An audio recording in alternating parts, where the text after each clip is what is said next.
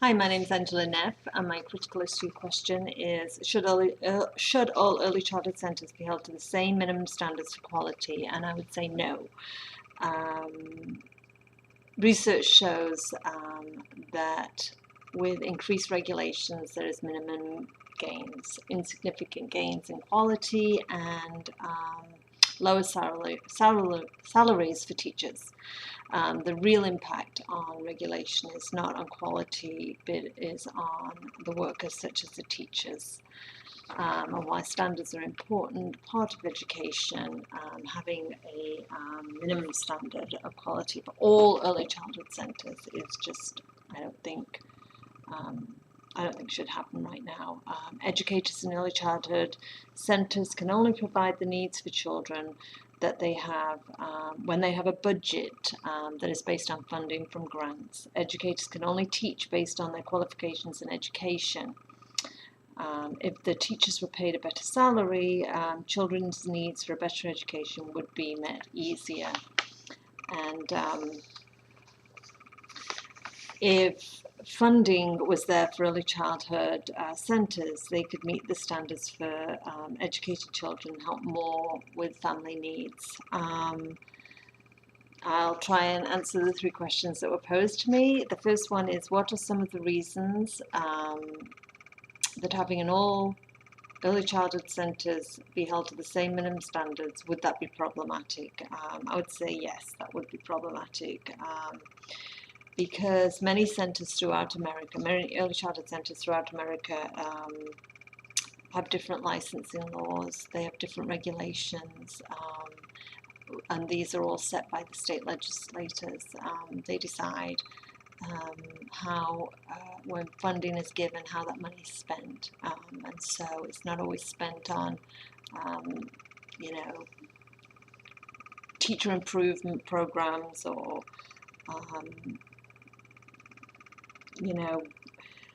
better facilities for the children.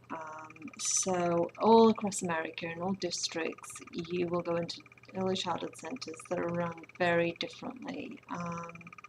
So then applying minimum standards of quality across the board to all those centres, I don't know, it just wouldn't make sense. A lot of families send their children to early childhood centres because they're affordable, and if minimum standards were then a requirement for all these centres, and what would that mean? Would that mean the minimum requirement was that a teacher has to have a bachelor's degree? Well, in a lot of these centres, some of the teachers don't even have an associate's degree, so that means that these centres would either close or their costs would rise, which would mean that maybe a lot of families just would pull their children out of a pre-K program, because a lot of the programs such as Head Start, you have to qualify, meaning that you just don't make enough money to afford pre-K. Well, many families probably on paper look like they can afford it, but it's a big chunk out of their money to send their child to a preschool, so they'll keep their child home if the preschool is too expensive.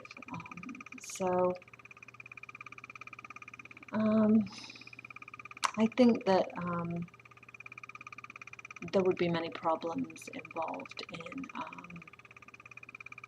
having all early childhood centres meet the state minimum standards for quality.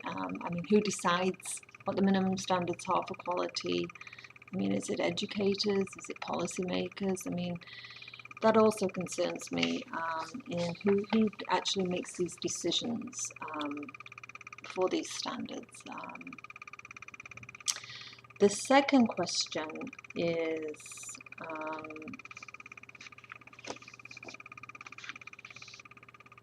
how much would the total cost for 75% of 4-year-olds in this country be to attend universal health care? And as I said before, increasing public investment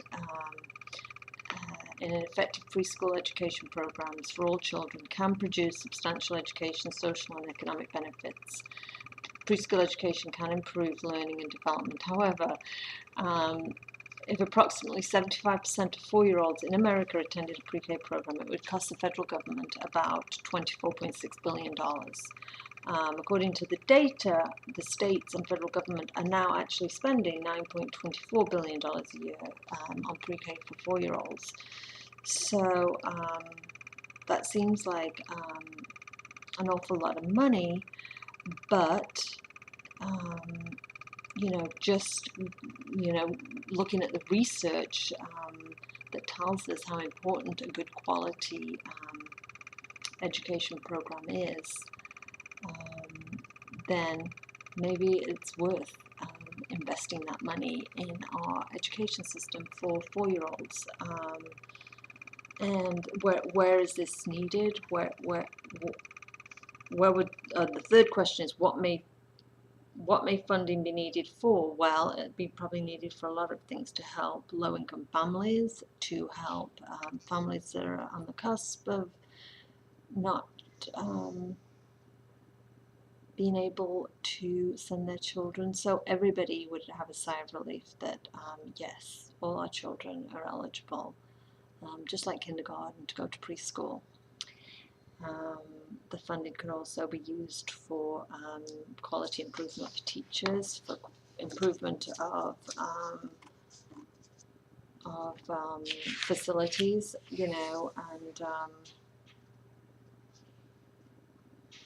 and maybe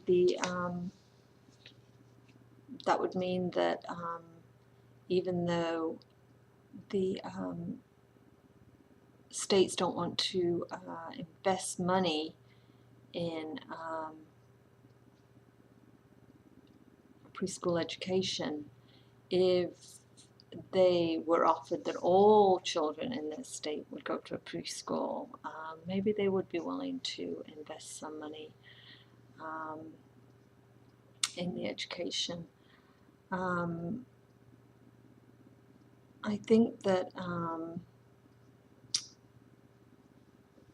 the National Association for the Education of Young Children has a very good philosophy on standards. I think that it would be great if all early childhood programs could aim to be accredited by this association, because I think they bring valuable information to anybody that is teaching young children, such as preparing for inclusion and diversity, promoting child development and learning, building family and community relationships, using content knowledge to build meaningful curriculum, becoming a professional. I mean, it's such a great organization, and I think that any school, whether they've got a high quality program or not, would benefit from being accredited by this organization, or just reading their standards, because when I read their standards and it describes, what is the expectation for teaching young children, it just made total sense to me. So the one thing that I've got from doing this research about standards for early childhood centers is just reading about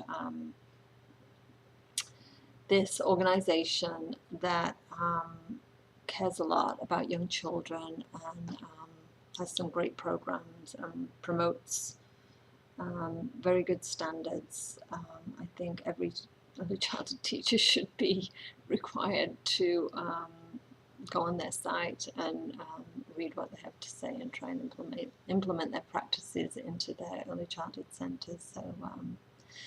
So thank you.